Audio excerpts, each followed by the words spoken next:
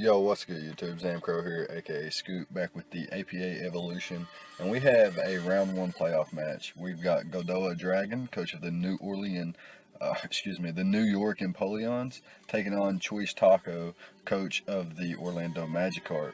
So, in my playoff overview video, I had my pick'ems, had a little brief analysis on the team matchups and things like that. And I predicted that Choice Taco would upset Godoa Dragon here in round one of the playoffs, 8th seed beating the number 1 seed. So, as you can see on screen, I've missed quite a few turns.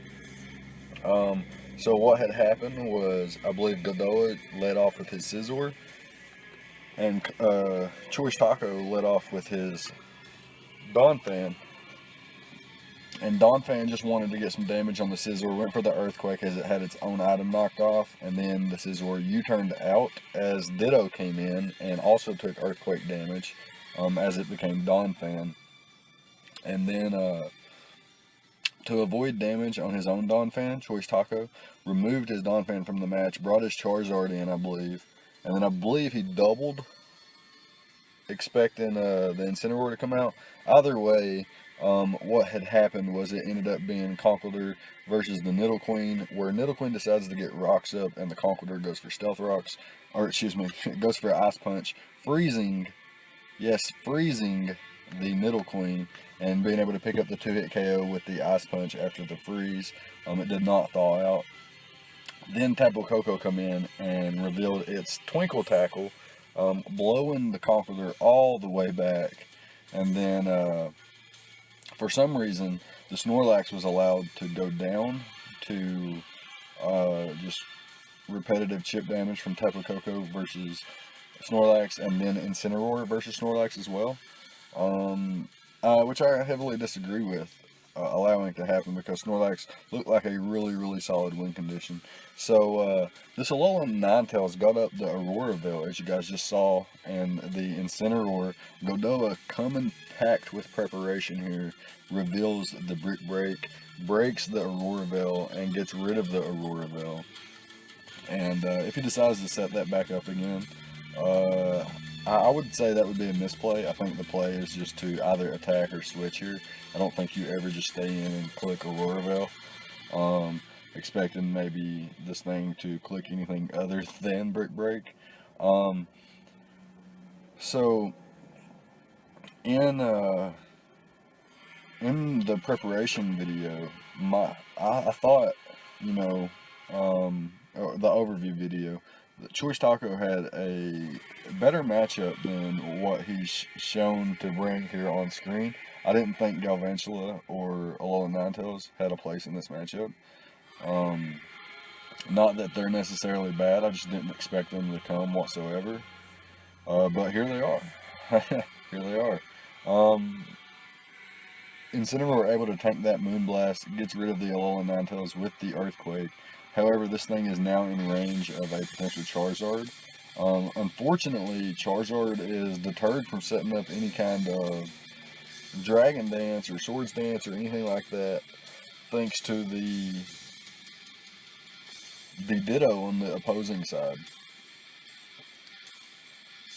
I was confident that Godoa's offense would be stopped outside of Hawlucha. I thought Hawlucha was his only way of breaking through Taco's squad. However, Snorlax is gone, Conkeldurr is gone. Those are two of the bulkier offensive mons that I thought would come to serve as roadblocks. I also thought Donphan would come as a roadblock as well to the Tapu Koko and things like that. And he does decide to bring it in here. It'll be interesting to see if he outpaces the Incineroar. If he does outpace, he will knock him out with the Earthquake. If he does not outpace, it'll be interesting to see if Donphan has enough bulk to survive whatever hit the Incineroar wants to go for here. Godoa could also sack off his Scizor here. He could also sack off his Tapu Koko and go for game with Hawlucha right now. Sack off Tapu Koko to the Earthquake. Earthquake's pretty obvious. sack off the Coco to the Earthquake, bring in the Hawlucha, immune to ground, probably has the Electric Seed or some kind of berry, some kind of seed, obviously the Electric Seed, or some kind of other berry. If it is a seed, it will be the Electric Seed. If it's not a seed, then it'll be something else. But either way, Unburden will activate, and Hawlucha will be in a prime position to sweep this game. Stealth Rocks are up, meaning Charizard and Hawlucha, Charizard and Galvantula are severely weakened by that alone. Really wish I would have got that early game footage. I was 8 turns late. I'd been waiting for this game all day too, and then the guys never rode around. I blame Taco, of course. Godot was ready.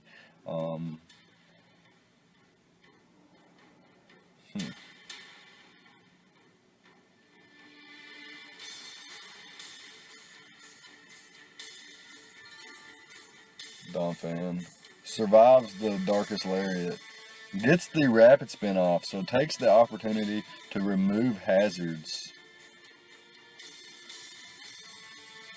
And I don't see an out.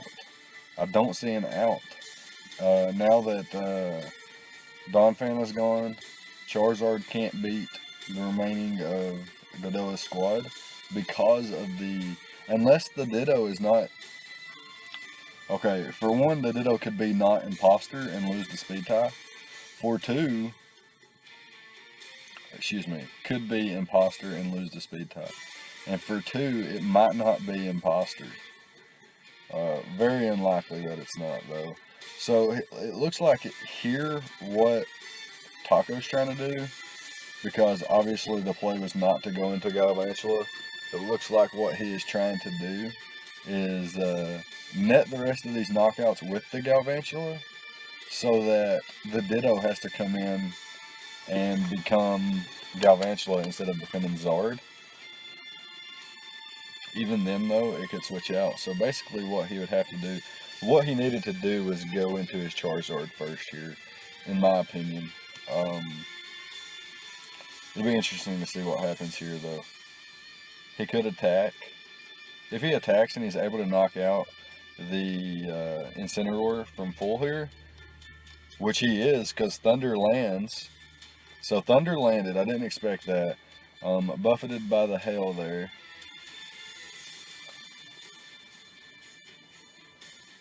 So I didn't consider Thunder. I expected more so like Bug Buzz or Thunderbolt.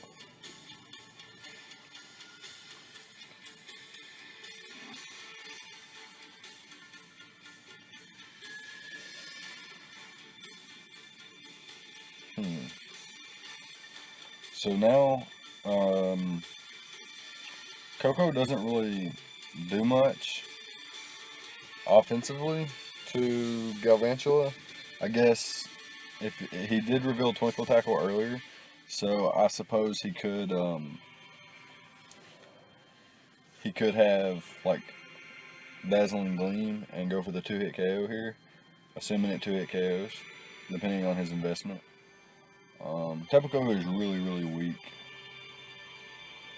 I know, coming from a Tapu Koko fan and a person who thinks Tapu Koko is the best Pokemon in the format, I don't think it's the best because of its power. I think it's the best because of its utility, its speed, its team support, its dual typing is just fantastic. Access to both U-turn and Volt Switch. It's just a fantastic Pokemon. But without Life Orb or a Z move or some sort of boost or an electric type move, it's just really weak. It's very, very weak. But here it comes. So come on, Tapu Koko, you gamecock. Show me the cock-a-doodle-doos. Show me what you can do. More than likely, just coming in to potentially U-turn or Volt Switch out, just to get the chip damage on Galvantula, put it in range of Hawlucha, maybe sack off the Scizor here.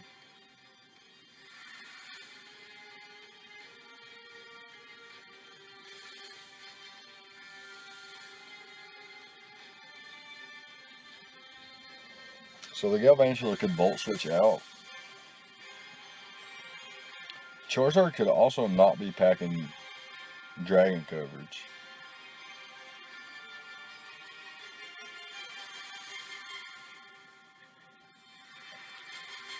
So the Coco goes for the Volt Switch, gets a lot of damage off there on the Galvantula.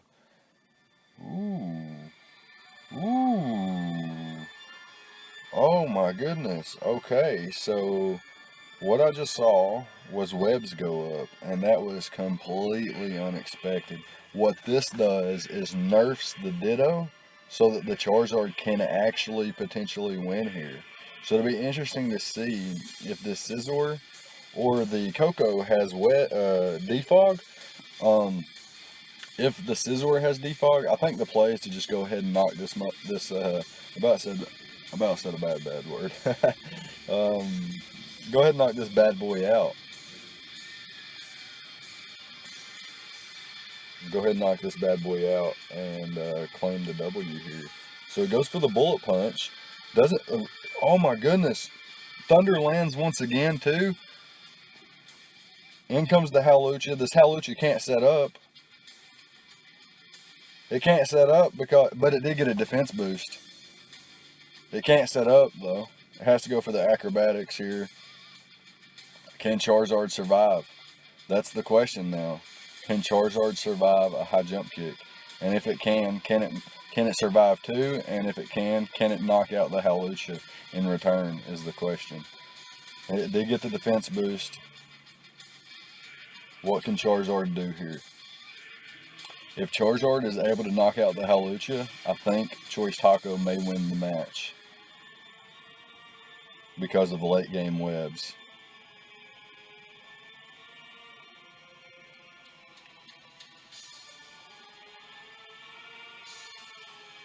I'm on like the edge of my seat right now on wondering if this Hawlucha is going to be able to survive an attack from a Mega Charizard X with the Tough Claws boost. It's likely that Hawlucha has some sort of HP investment as well, because with knowing you're going to be activating your Unburden and Hawlucha being so fast naturally, it's unlikely that this thing had to go anywhere near max speed.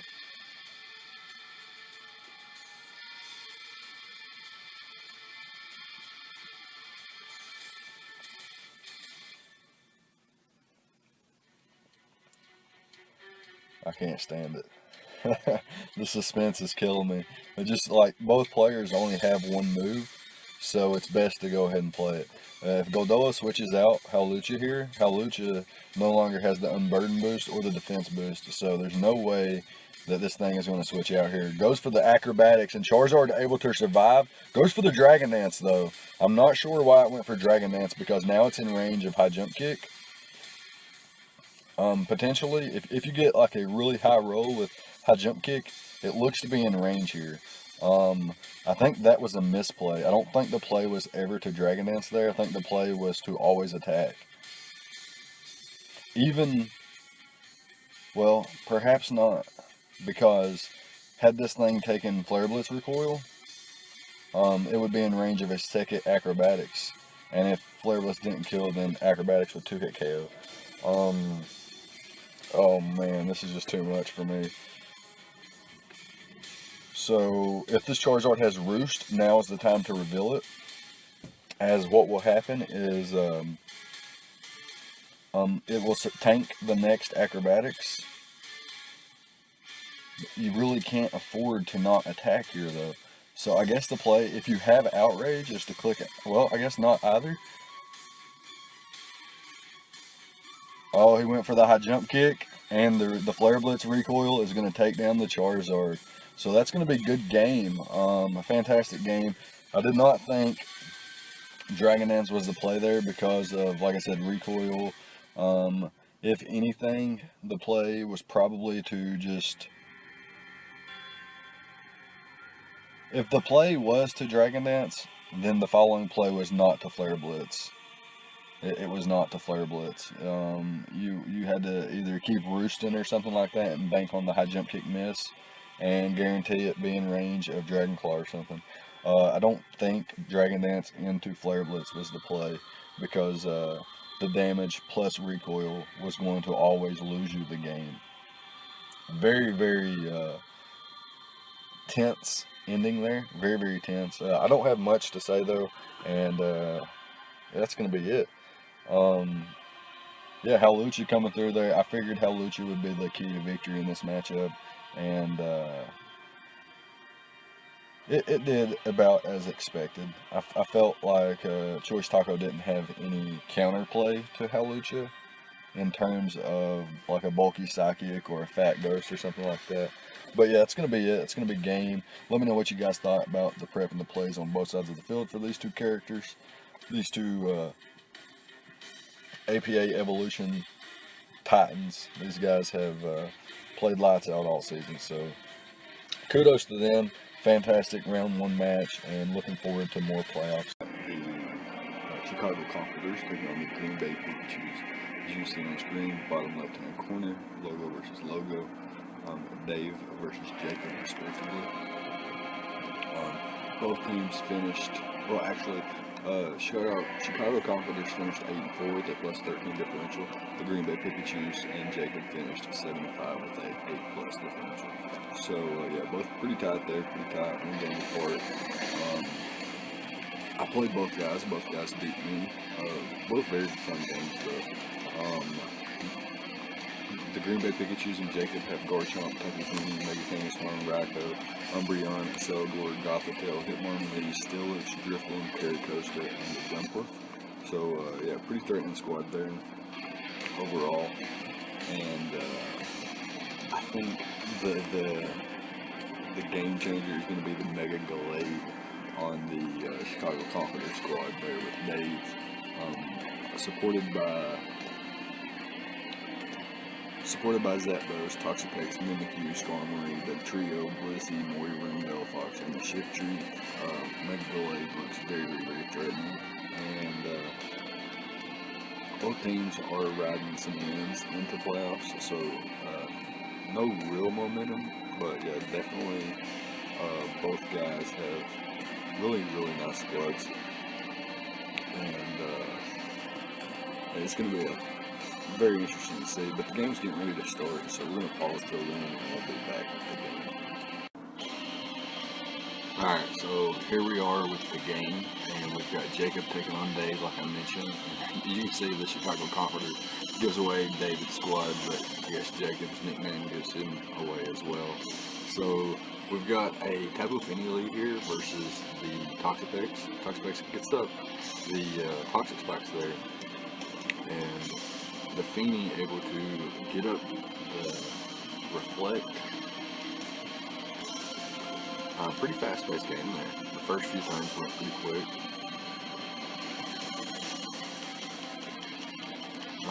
So Tapu Fini did get rid of Toxapex's item, which makes it a little less annoying, but I mean it's still Toxapex. So it's gonna be quite annoying to deal with, I would say.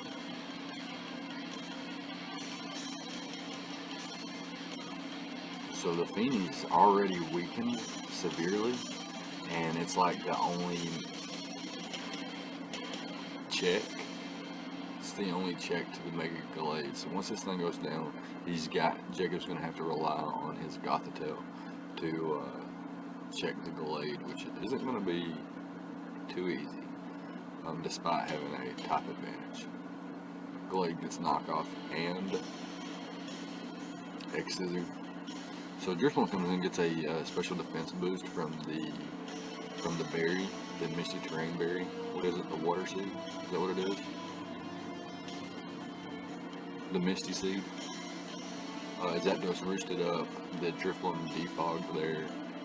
Took 30 from discharge behind the light screen, and actually goes for the Memento there as the Toxapex comes in. So the Toxapex severely weakened here. Shed Shell is knocked off. That's to be noted. When I said its item was knocked off on turn 1, it was a Shed Shell that was knocked off. Now with dual screens up and this thing at a loss for special attack and attack, this Gothitelle is going to be able to use this thing as setup fodder. to the highest degree. To the absolute highest degree. It doesn't reveal any kind of setup though. Go straight for the psychic, doing 42%. It will be able to 2-hit KO from this position, 3-hit KO from the position it was at, but now in a position to go ahead and 2-hit KO this thing. Interesting, we didn't see. Well, this is pretty much what I expected for Chicago, this squad. No Mega Kang from Jacob's squad, which was interesting. I figured that thing would come, and perhaps the Raiko to easily switch in on the Zapdos and the Skarmory. But yeah, interesting mons these guys have brought here. And the Gothitelle does reveal the Calm Mind, and now things are looking very, very scary. So it's revealed Trick, Psychic, and Calm Mind. It may or may not have a way to hit the Skarmory. I believe this thing is going to go ahead and set up to +6/+6/+6. 2 more Calm Minds. And then I believe you can start firing off the Psychics.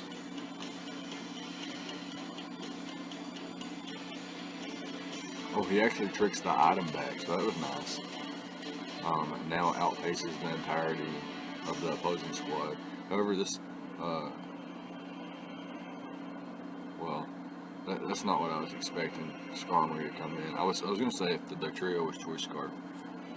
However, the Skarmory does tank the Psychic there. Basically just traded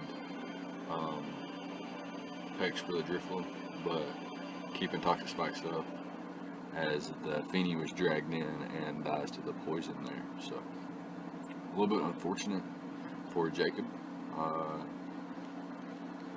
Gothitelle didn't really do as much as it could have done. A lot of turns went by that were unnecessary. If you couldn't break the Skarmory, you didn't have rocks up, things like that. So the Mimikyu was roared in from the Steelix there. I don't know if Steelix gets Heavy Slam. Excuse me, not Heavy Slam, but Smackdown.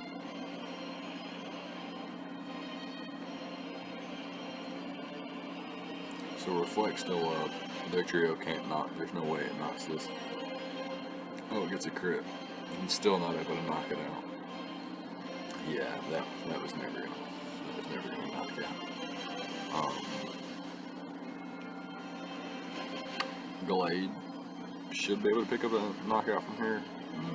Oh, the Mega Kangaskhan did come. I didn't see it there at the bottom, but it's definitely here on screen, so it did come. So forgive me on that. But yeah, didn't see the Raikou. Expected it, but yeah, none of that. Let's see what's gonna happen here. I think.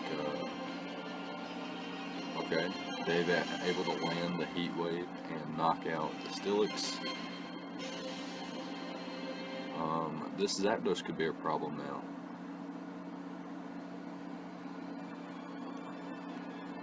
But yeah, this Zapdos could be a real big problem.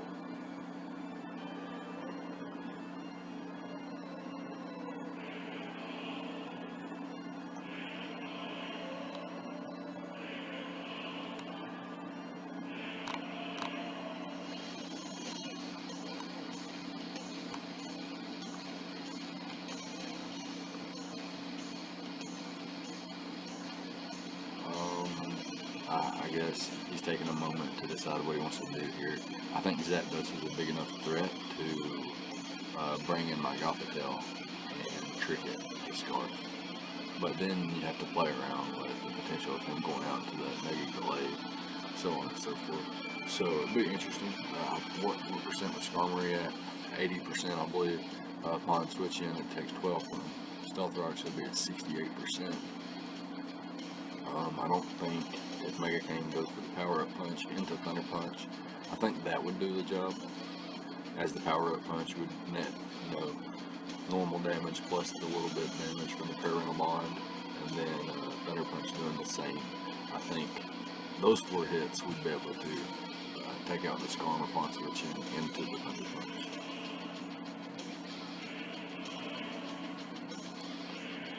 So it actually goes for the crunch and gets to the fence drop, which that's kind of big, as not only does it allow the Mega Kangaskhan to continuously click crunch so that the Mimikyu and the Skarmory can't get a easy switch in, and Mimikyu at free switch in. It kind of forces the Zapdos out. The Zapdos can't stay in here and play roost games, waiting for this Kang to die to the toxic, the poison damage reacting. I really don't see how Jacob can defend the Mega Gallade now, with Gothitelle being a trick game. It just doesn't seem likely. Mega Kang is obviously knocked out from this range by Drain Punch or close combat.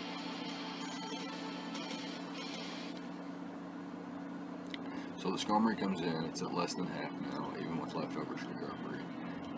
There's no way Thunder Punch knocks out.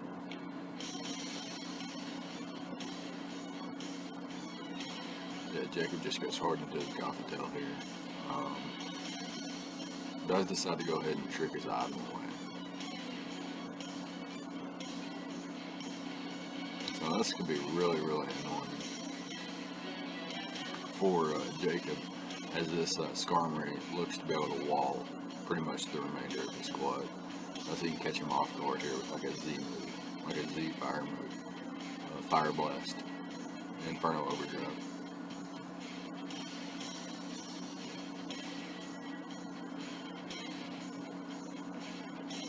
Does reveal the Z move, but it's the Continental Crush, so that's going to bounce off. And yeah, I believe this is going to be it. I don't see a way that Jacob can win now. The Gothitelle doesn't have its Scarf anymore. Garchomp revealed Z move, so the Mega Gallade's pretty much got this game won. It's all just a matter of watching it play out now, pretty much.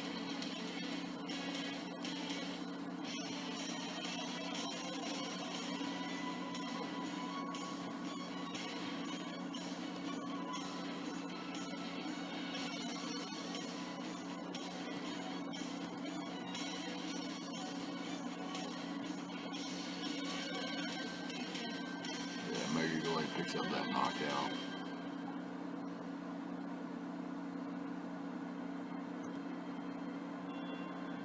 Garchomp comes in here. It can't take a close combat. It can't take an Ice Punch from this range. It might be able to take a Zen Headbutt if it's bulky. It can definitely take a knockoff. Definitely cannot take close combat or Ice Punch or anything like that.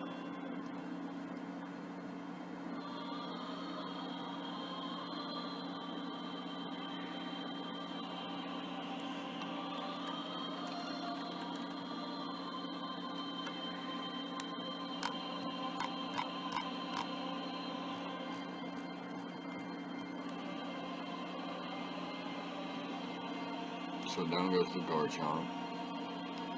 It does reveal Drain Punch as well. And the +2 knockoff is easily going to be able to take.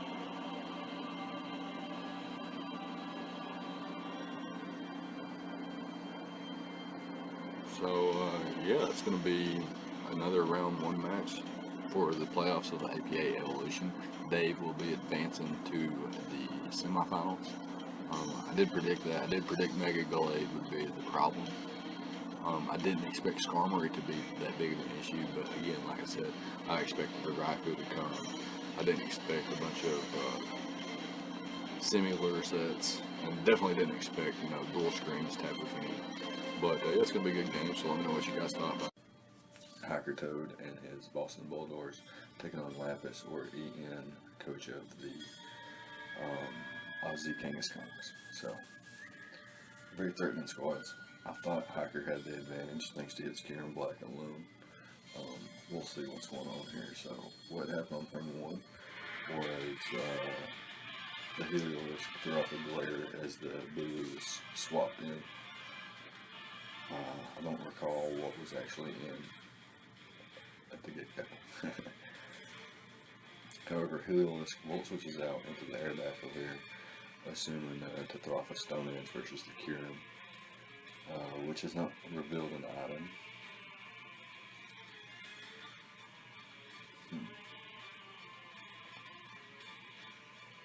This Aerodactyl is Z eligible alongside Heatran.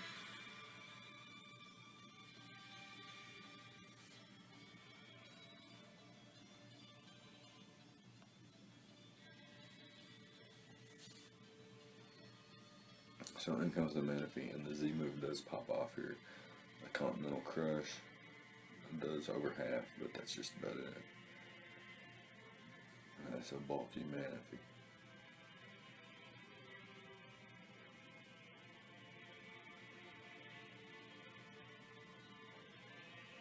I know what the arrow does here. Potentially just get Stealth Rocks here.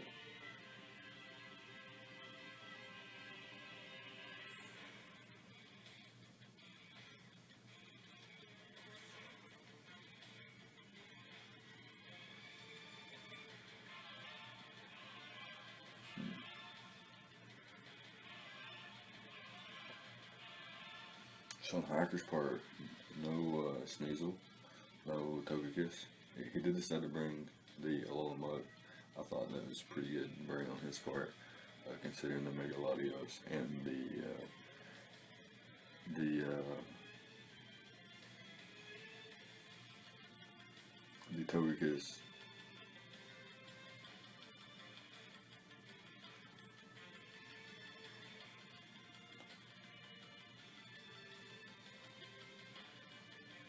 So interesting Manaphy set here.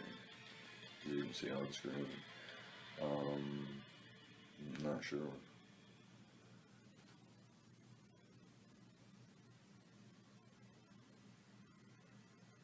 Not sure what the gist is behind that. Either way, the Bulu comes back in as the Heliolisk Volt switches out into the Heatran, and it's going to throw off the Stealth Rocks. So rocks are finally up. Grassy terrain is phenomenal, honestly.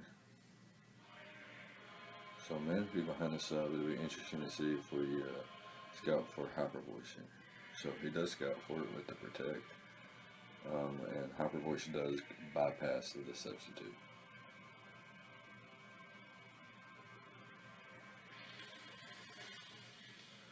Well, Hacker don't mind though, often to just throw off a Toxic. So now that the Manaphy's revealed its set, Lapis feels comfortable going into Suicune and just roars him out. So okay, that's pretty fair. Big Bag Kyurem comes in. I could see a hard switch into Buzzwole.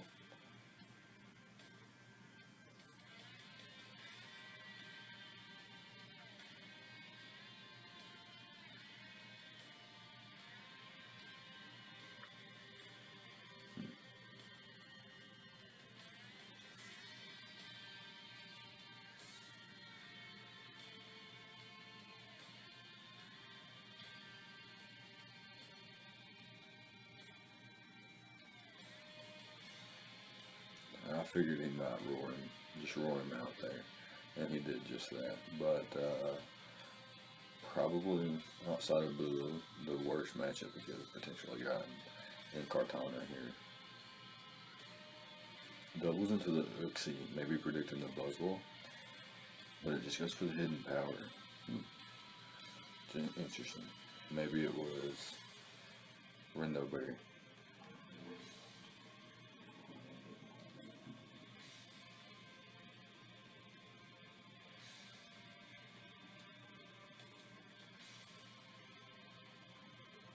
So rocks are up on both sides of the field now.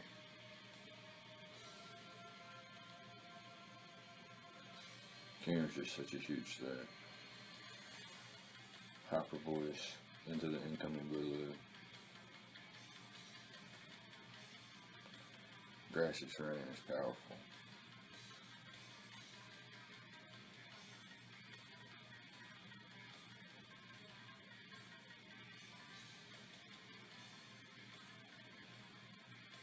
We're going to determine if Kartana has Scarf or not. And we can need Alolan Muck. Megalodios looks really nice.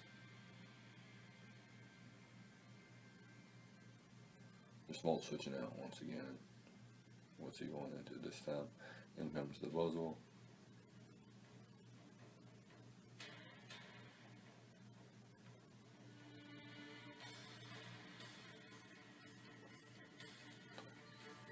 Six-pack feeling bugs.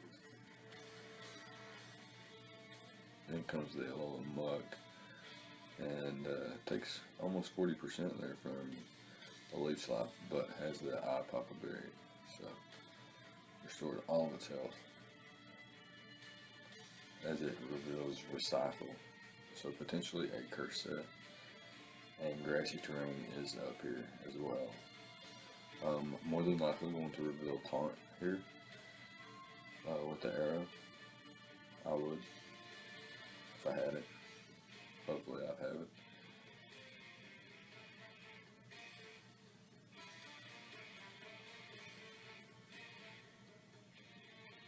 Oh, just goes for the edge, as the mug just goes for the ice punch. Maybe predicting the taunt.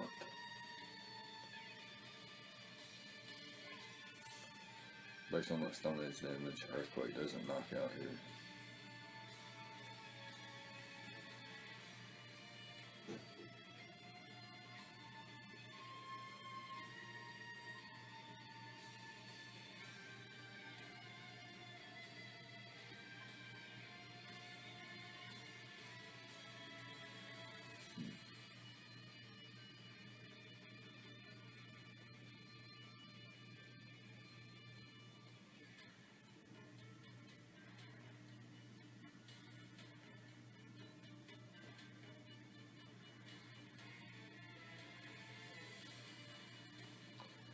Muck could recycle here, or it could just get the knockout and then recycle on the following turn.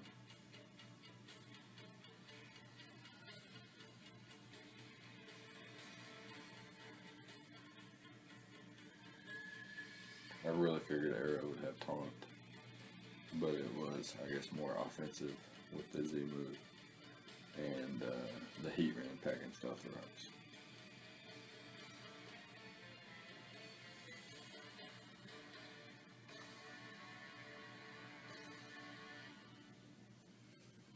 So Hiker had the potential to bring Trick Room, and that's another reason to pack Taunt on Aerodactyl, in my opinion.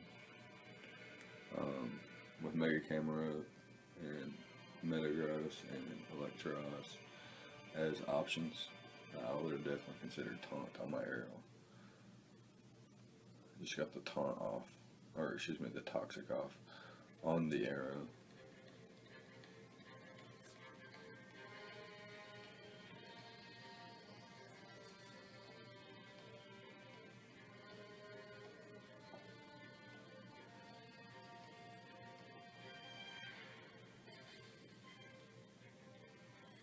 So Arrow basically not gaining any health back.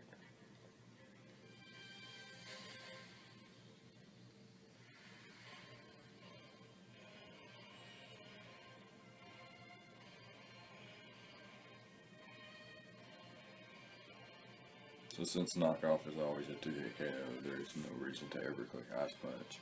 Thus, no reason to ever boost predicting the Ice Punch. And Toxic only adds up from here.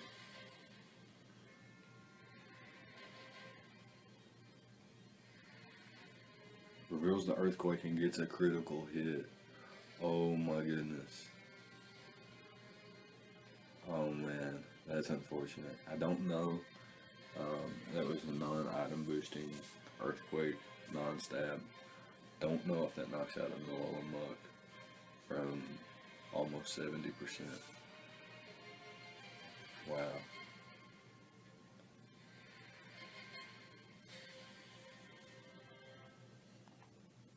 So in comes the Kartana.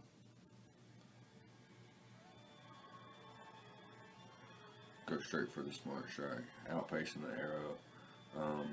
Revealing more than likely Scarf, but that could have been a bad speed creep as well. If it is Scarf though, Heat Ram comes in and walls. If it's not Scarf, And then the Megalodios can revenge kill.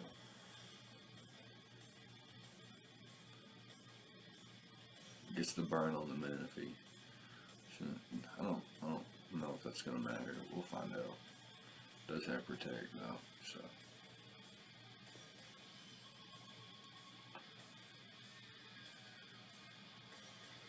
Oh, that Manaphy's slower than the Heat Ram, so it switched out first. Wait, no. If you're faster, you switch out first. So yeah, Manaphy was faster. Doubled into the Bulu as he was predicting the Suicune to come in, and Suicune does come in. Now Bulu's in a prime position to just click Horn Leech or potentially sub up even, depending on the set.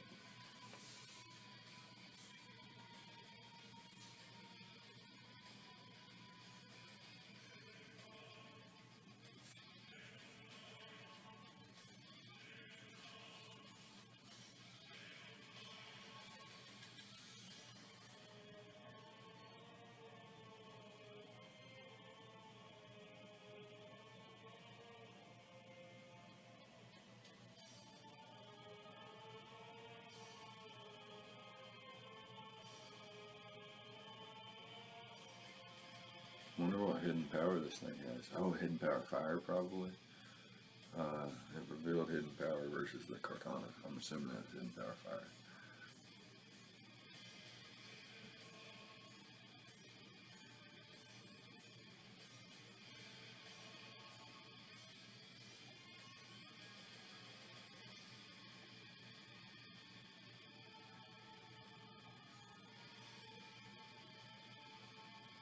Gets paralyzed on the roar. Unfortunate. Such a frustrating game.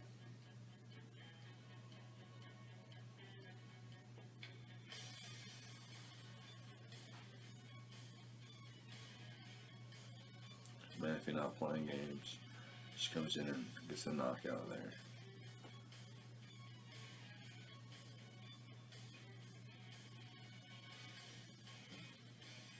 Prevented the rest for sure.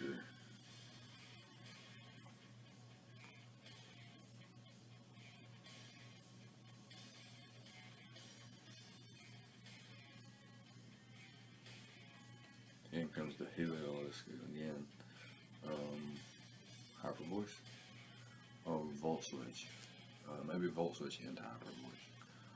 Or just Volt Switch.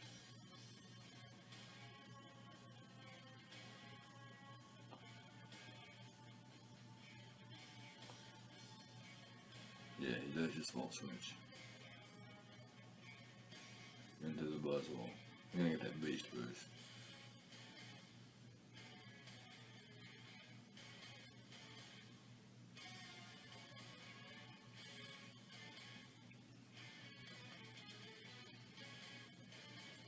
Leech Life picking up that easy knockout there.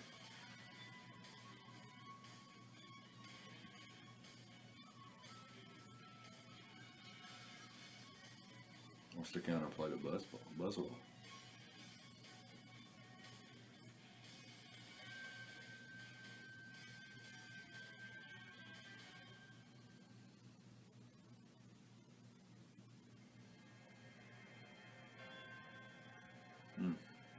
I didn't realize how threatening Buzzwole was looking.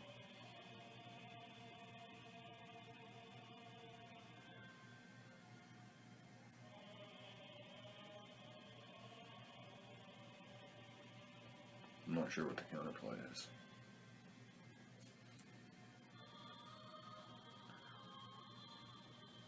I wonder if Uxi's faster.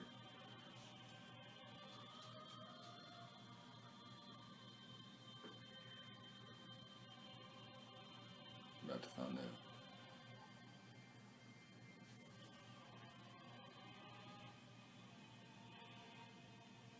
Hard switches into the Heliolisk. Kind of ballsy. Fair play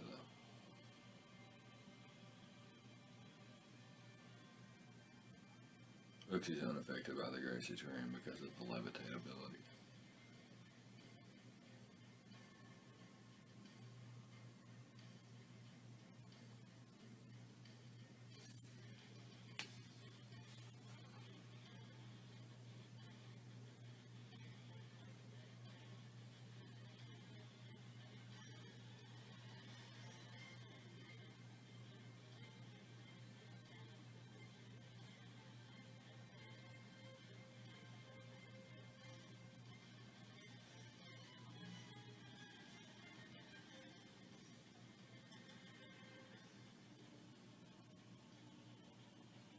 think he's going to keep Uxie around because it scared out the Buzzwole.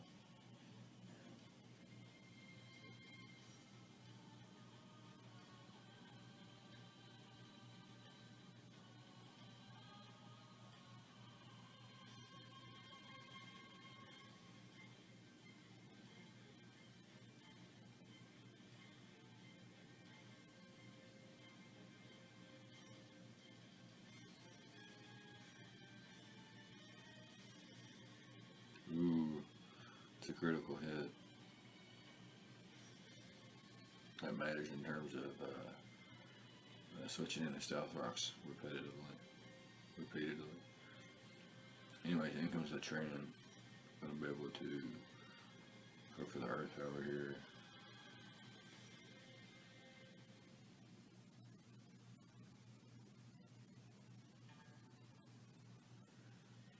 This Manaphy Surf here with the Heliolisk in the back.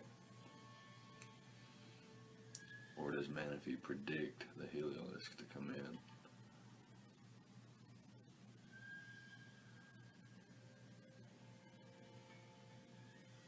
Tough call.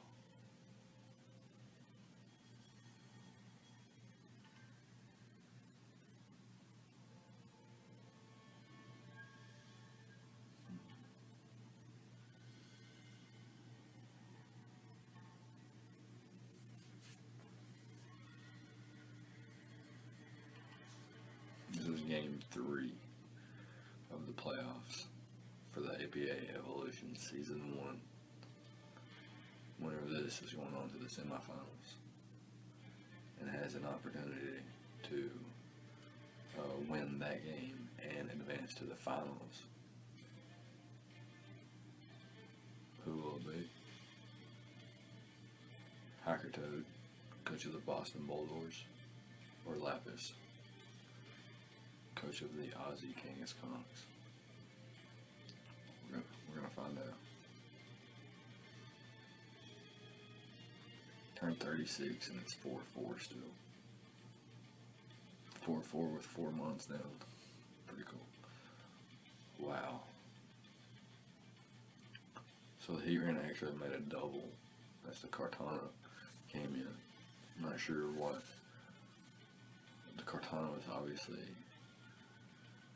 predicting Heliolisk to come in or a Protect.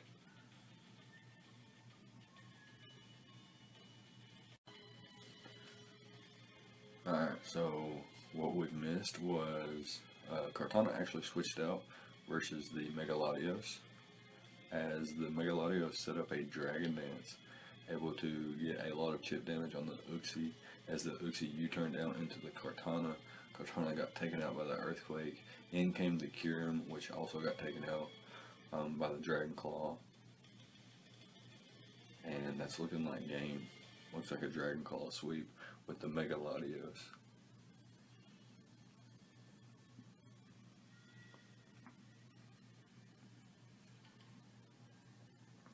I think it's just a matter of clicking the moves now.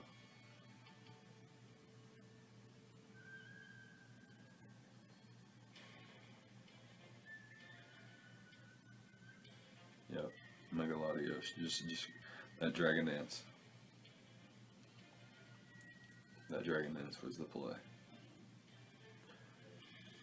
Able to put Lapis in a position where the Megalodios can now sweep as the Uxie drops to Stealth Rocks, actually, even though it's at 13%. And now in comes the Manaphy, and yeah, the Megalodios is going to be able to pick up the final knockout there, and Lapis is going to win this match 4-0 over Hiker Toad and advance to the semifinals. So, yeah, very cool game. Let me know what you guys thought about the prep and the plays on both sides of the field. We have our final game of round 1 of the playoffs. We've got the Galactic Greninjas, coached by Seansters, aka Slippy Slurpy on the screen, taking on Silver Smasher, aka Silver, coach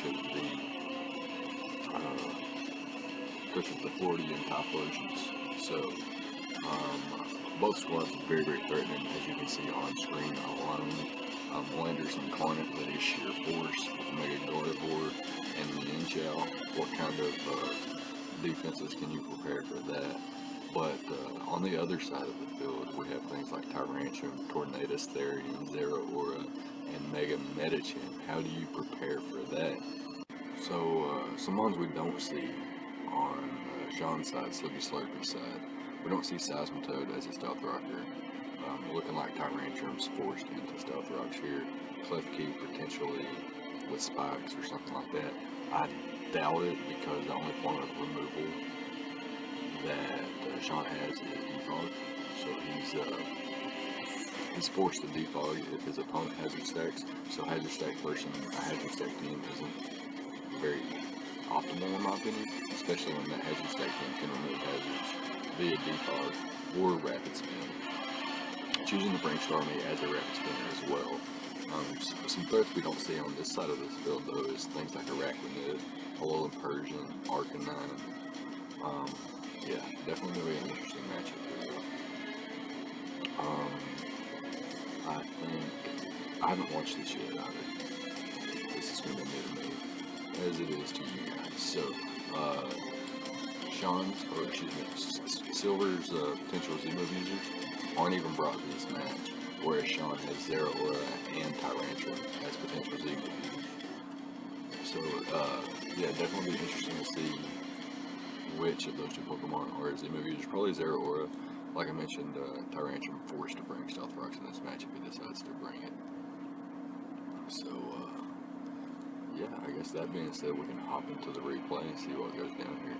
So, in terms of lead options, Silver could lead with quite a few different options. He has two U-turn mons in Landers and Mienshao, which could lead off and U-turn out if they don't like their matchup. Outside of leading, like versus Torn or Zero Aura, given that they're Scarf. The Landers or Mienshao as a Scarf. Potential Stealth Rock users for Silver are Landers Incarnate and Feral Thorn, so it's likely he could lead with one of those. But Sean's got the Tyrantrum. That is the only Stealth Rocker, so I'm assuming he's going to either lead with it or just Mega Medicham to lead off with the Fake Out. Doesn't really have any counterplay to that outside of Feral Thorn, which could also just get blown back. So what happens is he actually leads off with the Mienshao, as Sean leads off with the Tyrantrum. They're straight for the high jump kick, doing over half to the switch in, being the Tornadus here. So it'll be interesting to see what he does here. Likely forced to switch out the Mienshao unless it wants to click high jump kick and risk it again, which is very possible. This could be a Scarf Mienshao as well, like I mentioned. And Tornadus, probably not a Scarf user, but could be, potentially. So I wonder if Silver will respect that potential. And he doesn't. He just goes for the high jump kick immediately. And this is going to force in... I figured it would force in Mega Medic